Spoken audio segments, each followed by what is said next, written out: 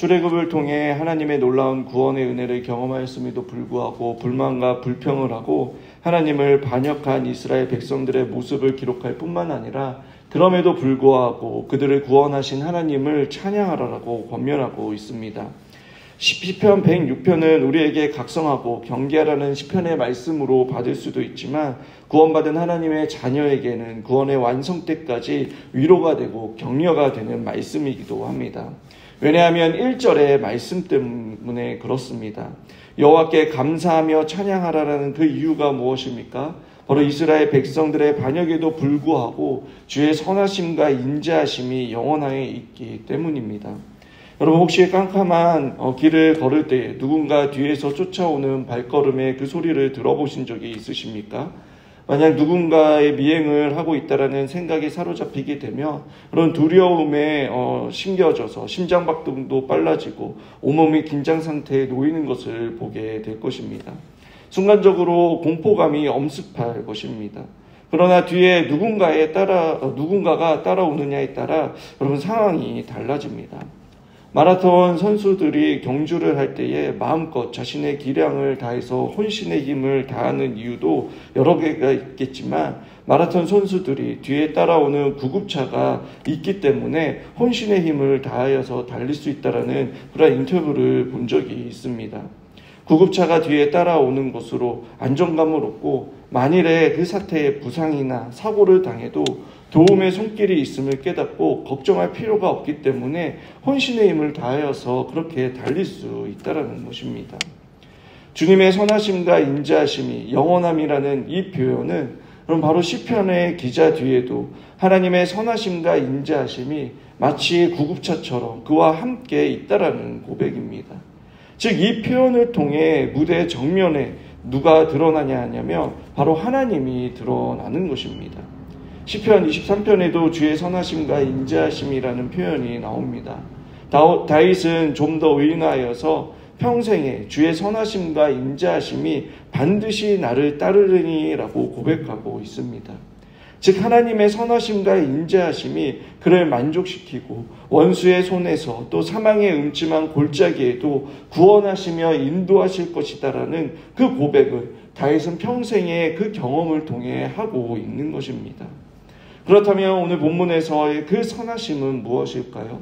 하나님께서 착하시다라는 의미입니까? 성경에서의 선하다라는 개념은 도덕적 윤리적인 개념이 아닙니다. 히브리어로 토브라는 단어입니다. 창세기 1장에서 보시기에 좋았더라라고 번역한 그 좋았더라의 단어입니다. 하나님의 선하신 성품을 넘어서 보시기에 좋았다라는 것은 하나님께서 본래 계획하신 대로 완전히 완성되었기에 기쁨을 누렸다라는 뜻입니다. 즉 우리를 향한 그 하나님의 기대와 또 기쁨이 포함되어 있는 단어입니다. 이 하나님의 선하심을 우리에게도 적용해 표현하자면 성자 하나님께서 우리를 대신하여 십자가에서 죽으심으로 그 죄의 값을 지불하시고 우리를 자신의 소유로 삼으셨습니다.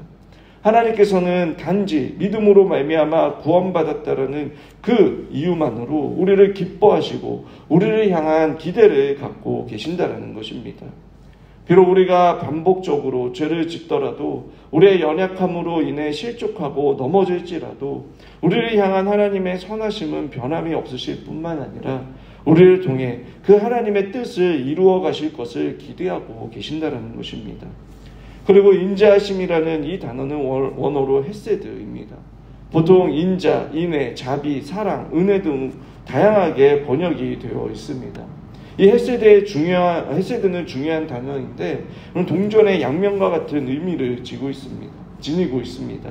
한쪽 측면은 언약의 안에서 신실함을 뜻하고 다른 쪽 측면에서는 무가치한 대상에게 값없이 제공되는 그 하나님의 은혜를 의미하는 것입니다.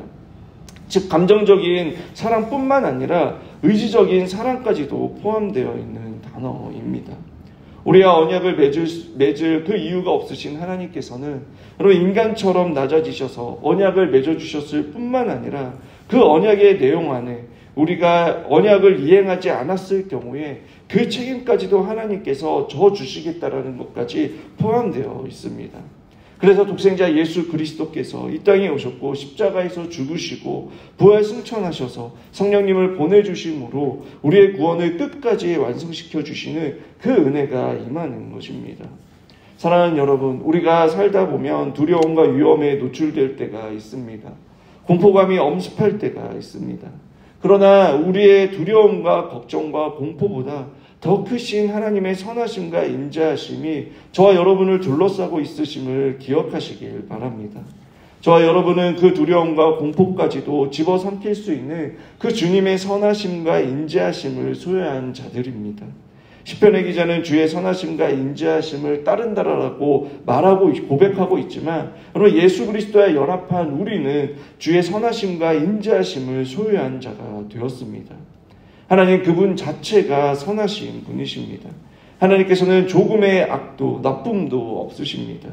그렇기 때문에 하나님께서 주시는 말씀도 그리고 하나님께서 우리에게 허락하신 고난도 우리에게는 유익이 될 수 있는 것입니다.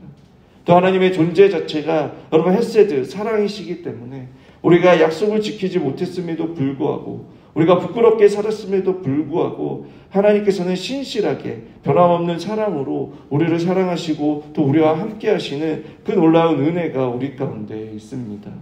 오늘 이 새벽 우리에게 찾아와 임재하고 계시는 그 하나님과 친밀히 교제함으로 우리를 향하신 그 하나님의 기대와 기쁨인 토부조, 즉 하나님의 선하심을 발견하고 사로잡히는 저와 여러분이 되기를 원합니다. 그리고 우리를 향한 하나님의 헤세드, 즉 사랑의 하나님께서 우리가 여전히 연약하고 죄의 본성 가운데 넘어지고 실수할 수 있는 존재이지만 그럼에도 불구하고 우리를 사랑하시고 끝까지 함께 하시는 그 헤세드, 하나님의 임재하심을 누리는 저와 여러분이 되기를 원합니다.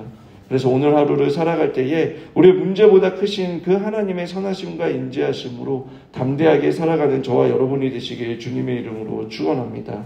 이어서 시편 기자는 하나님의 선하심과 인자하심으로 가장 좋은 것을 주신 것을 찬양하고 있습니다. 그것이 무엇입니까? 바로 구원입니다. 구원이 무엇입니까? 문자적으로 건져내다, 구원하여 내다라는 뜻이 있습니다.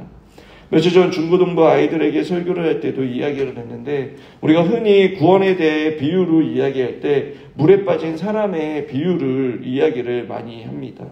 물에 빠진 사람이 허우적거리고 있을 때 누군가가 던져준 튜브를 붙잡고 배 위에 오르는 것이 구원이다라고 그렇게 이야기를 합니다. 그러나 더 정확하게 물에 빠져 허우적거리는 것이 아니라 물에 빠져 허우적거릴 수 없는 죽은 상태에 있는 사람입니다. 당연히 구명 튜브를 잡을 수도 없습니다.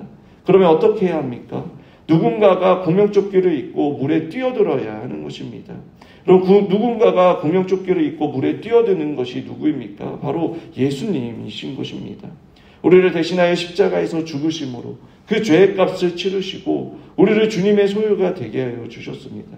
즉 전적인 또 강권적인 그 하나님의 은혜로 말미암아 우리는 구원받았다는 것입니다. 본문에서 6절에 이렇게 이야기합니다. 우리가 우리의 조상들처럼 범죄하여 사악을 행하며 악을 지었나이다. 즉 자신들 역시 뼛속 깊숙이까지 죄인이라고 고백하고 있습니다. 성경은 죄를 지었기 때문에 죄인이 아니라 그럼 죄인이기 때문에 죄를 짓는 죄인이라고 가르쳐 줍니다. 그리고 얼마나 소망이 없는 존재인지 7절에서 말해주고 있습니다. 우리의 조상들의 애굽에 있을 때에 주의 기이한 일들을 깨닫지 못하며 주의 크신 인자를 기억하지 아니하고 바다 곧 홍해에서 거역하였나이다. 자신들의 조상들 역시 출애굽했을 때 당시에 10가지의 재앙의 기이한 일을 경험하고 출애굽을 했습니다. 출애굽을 하는 과정에서 여러분 이 이스라엘 백성들이 한 것이라고는 아무것도 없었습니다. 오히려 앞에 홍해가 가로막혀 있고 뒤에 애굽의 군대가 따라왔을 때에 여러분 그들은 불만과 불평을 쏟아냅니다. 그러나 그럼에도 불구하고 하나님께서 어떻게 하셨습니까? 8절에 그러나 여호와께서는 자기의 이름을 위하여 그들을 구원하셨느니라라고 말씀하고 있습니다. 우리는 흔히 하나님께서 우리를 사랑하셔서 구원하셨다라고 말합니다. 근데 그 말에 참 맞는 말이고 많은 은혜를 우리는 그 말에 받습니다. 그러나 하나님 편에서는 여러분 엄청난 대가를 지불하시고 우리를 구원하여 주셨습니다. 하나님께서는 하나님의 형상대로 인간을 창조하셨지만 그 인간의 반역으로 말미암아 하나님의 영광이 훼손되고 그 하나님의 이름이 더럽혀졌습니다. 어쩌면 어떤 이들에게는 여러분 하나님께서 창조하신 것 자체가 하나님이 손해보시는 일을 하셨다라고 그렇게 생각을 합니다. 그러나 그럼에도 불구하고 하나님께서는 자신이 죽으심으로 이 죄의 문제를 해결하심으로 우리를 구원하여 주셨습니다. 죄인인 인간은 여러분 자신들의 그 죄로 말미암아 심판받아 마땅하지만 하나님께서는 자신의 이름을 위하여 스스로 죽으심으로 우리의 죄값을 지불하시는 그 방법을 선택함으로 우리를 구원하여 주신 것입니다. 그리고 그것을 하나님의 사랑이라고 말할 수 있도록 해주셨다는 것을 여러분 우리는 묵상하면 묵상할수록 바울이 로마서 8장에서 하나님의 사랑을 고백했던 것 같이 우리 역시 고백할 수밖에 없는 것입니다. 너무나 유명한 구절이죠. 로마서 8장 38절 39절에 내가 확신하노니 사망이나 생명이나 천사들이나 권세자들이나 현재일이나 장래일이나 능력이나 높음이나 깊음이나 다른 어떠한 피조물이라도 우리를 우리 주 그리스도 예수 안에 있는 하나님의 사랑에서 끊을 수 없느니라라는 이 고백과 여러분 찬양이 터져나올 수밖에 없는 것입니다. 바울은 로마서 5장에서 우리를 향한 하나님의 사랑을 이렇게 말합니다. 6절에 우리가 연약할 때에, 8절에 우리가 아직 죄인 되었을 때에, 10절에 우리가 원수 되었을 때에 우리를 구원하였을 뿐만 아니라 우리로 화목하게 하신 우리 주 예수 그리스도로 말미암아 하나님 안에서 또한 즐거워하느니라라고 바울 역시 구원을 베풀어 주신 그 주님을 높이며 찬양하고 있습니다. 오늘 말씀 12절과 같은 맥락인 것입니다. 홍해를 건너 구원의 사건을 경험한 그들이 이에 그들이 그의 하나님의 말씀을 믿고 그를 찬양하는 노래를 불렀더라. 즉 구원의 기쁨의 노래를 불렀다라는 것입니다. 여러분 누가 주님을 찬양할 수 있습니까? 입이 있다라고 말을 할 수 있다라고 다 주님을 찬양할 수 있습니까? 찬양할 수 없습니다. 오직 구원받은 자가 하나님을 높이며 찬양할 수 있는 것입니다. 하나님께서 특별히 선택받은 자만이 하나님을 찬양할 특권이 있는 것입니다. 그리스도로 말미암아 구원의 은혜를 깨닫고 강권적인 그 주님의 은혜로 구원받은 자가 주님으로 인하여 즐거움으로 어떠한 상황에서도 찬양할 수 있는 것입니다. 우리를 구원하여 주신 이 세상에서 가장 귀한 그 보배로우신 주님을 소유할 때에 무엇과 비교할 수 없는 가장 소중한 분을 소유했기에 그것만으로도 어떠한 상황 속에서도 찬양할 수 있으며 하나님께서 행하신 일을 감사하며 앞으로 주님께서 행하실 일들을 기대할 수 있는 것입니다.